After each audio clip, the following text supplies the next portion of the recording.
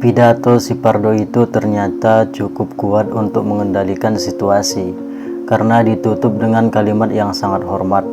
Namun secara mengejutkan di hari ketiga atau pada tanggal 16-nya terjadi lagi bentrok antar mahasiswa dan masyarakat dengan aparat di berbagai kota di seluruh Indonesia. Hanya di ibu kota dan beberapa kota lain yang tidak terjadi kejadian serupa. Sempat beberapa kali aparat memberikan tembakan peringatan. Ratusan mahasiswa mengalami luka-luka yang cukup serius. Belasan aparat dilarikan ke rumah sakit. Situasi semakin genting dan tidak menentu. Pada satu momen yang genting itu, Pardo pun menghubungi kekasihnya Sinta. "Sinta, kau di mana, Dinda?" "Aku di stasiun, mau pulang, disuruh pulang dulu sama ayah karena situasi ini." "Ada apa?" "Dinda, tunggu sebentar, aku kesana sekarang juga." Si Pardo pun tiba di stasiun. "Kenapa pulang?" tanya Pardo. "Ayah takut aku kenapa-napa di sini, jadi lebih baik pulang dulu sampai situasi aman." "Ada apa?" "Baiklah, begini. Orang yang paling dicari oleh aparat se-Indonesia saat ini adalah aku. Aku takut situasi ini akan berkepanjangan. Sementara tugas akhirku tak kelar-kelar. Aku takut juga di DO nanti karena semester kuliahku sudah batas maksimal. Tak mungkin pindah kampus. Berapa lagi biaya yang harus dikeluarkan nanti?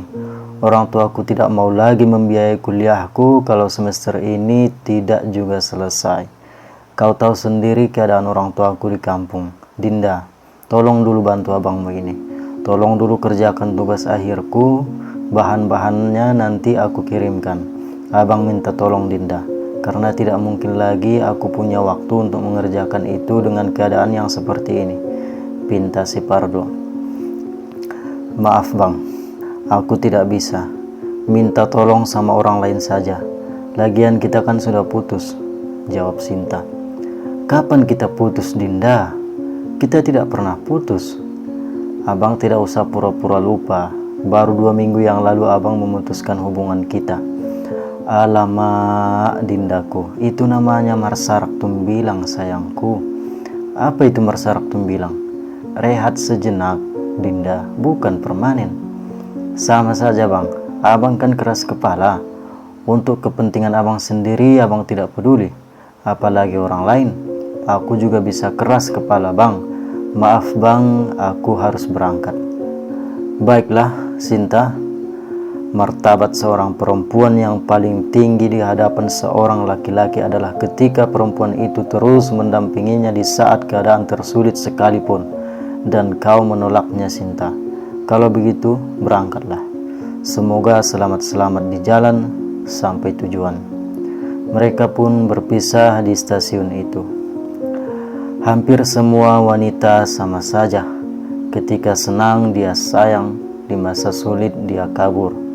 Betapa berharganya dirimu bagiku jika saja kau mau menggenggam tanganku di saat momen-momen bersejarah seperti ini, gumam si Pardo dalam hatinya.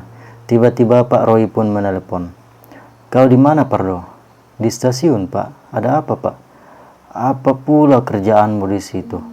"Ya, namanya penggemar filsafat, Pak. Penggemar filsafat kan pengagum cinta dan asmara." Alah, nanti sajalah urusan asmara itu. Cepat ke rumah Bapak sekarang. Untuk sementara kau di sini dulu.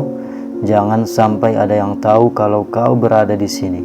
Kau tahu kalau mata penguasa sedang tertuju padamu kan?" "Tahu, Pak. Terima kasih, Pak. Aku segera ke sana." Tak berselang lama si Pardo pun menerima SMS di handphonenya. Ternyata SMS dari si Sinta.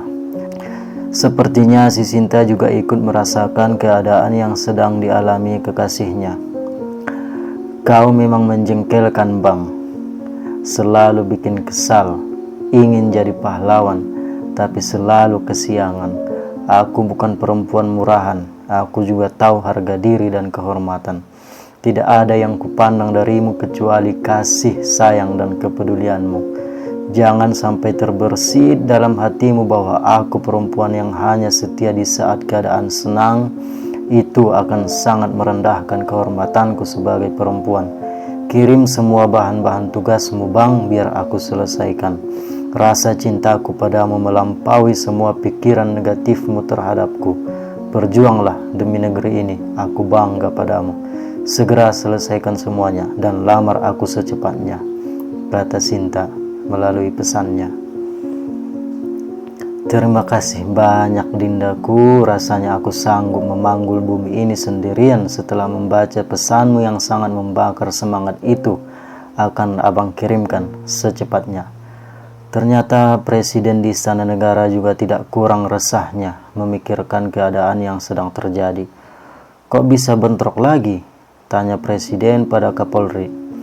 Tensinya sangat panas Pak, terpaksa diambil tindakan, jawab Kapolri. Jadi bagaimana ini? Kunjungan kenegaraan itu pun sudah dibatalkan gara-gara situasi ini, tanya Presiden. Bila diperlukan, saya akan turunkan prajurit saya Pak, jawab Panglima. Saya tidak ingin satu tetes darah pun tumpah di masa kepemimpinanku, jawab Presiden. Kemungkinan keadaan akan mereda, karena hampir semua mahasiswa-mahasiswa penggeraknya juga sudah kita amankan Pak, kata Kapolri. Itu berarti kita belum menemukan solusi dari masalah ini, kata Presiden. Dalam keheningan malam, Presiden pun larut dalam lamunannya. Apa yang sudah aku perbuat, Tuhan? Belumkah aku sudah berbuat yang terbaik bagi negeri ini? Apa kata bapak-bapak pendiri bangsa ini di alam sana, jika aku tidak becus mengurus anak-anak negeriku sendiri? Kata Presiden bertanya-tanya dalam pikirannya sendiri.